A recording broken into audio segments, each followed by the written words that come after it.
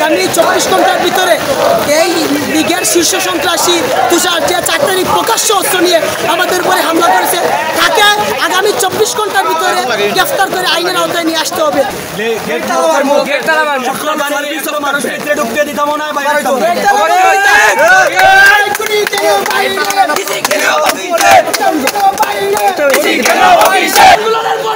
আমাদের মেসেঞ্জার হত্যার হুমকি দিয়েছে।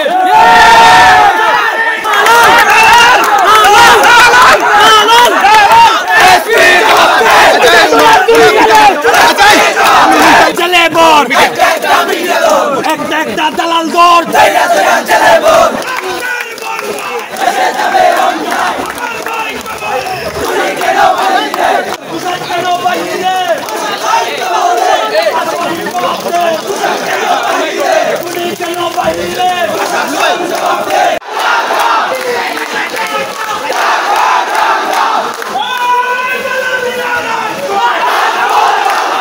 এই লীগের শীর্ষ সন্ত্রাসী আমাদের গতকালকে বৈষম্যবিরোধী ছাত্র আন্দোলনের মামলার আসামি এবং হত্যা মামলার আসামি 17টা মামলার আসামি সে এই তুষার সে লীগের শীর্ষ সন্ত্রাসী সে 4 তারিখ প্রকাশ্য অস্ত্র নিয়ে আমাদের সাধারণ শিক্ষার্থীদের উপরে সে হামলা করেছে।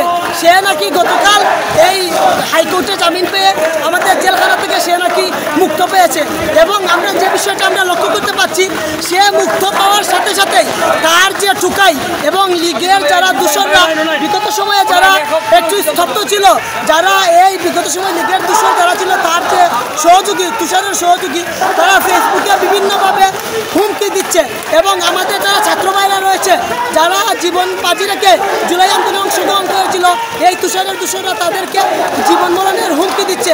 আমরা কিছুক্ষণ আগে মৌলভীবাজার জেলার এসপি মহোদয়ের কাছে আমরা জবাব চাওয়ার জন্য আমরা গেছি যে জেলখানা থেকে তুষার বের কীভাবে হলো।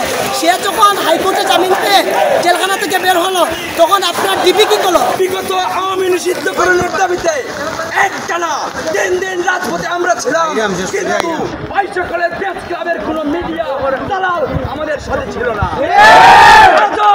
1 বছর পরে আমার ভাইদের খুনি হত্যাকারীদের জন্য আমরা রাজপথে নামি, কিন্তু সেই সকল মিডিয়া কর্মী আমাদের সাথে আছে না।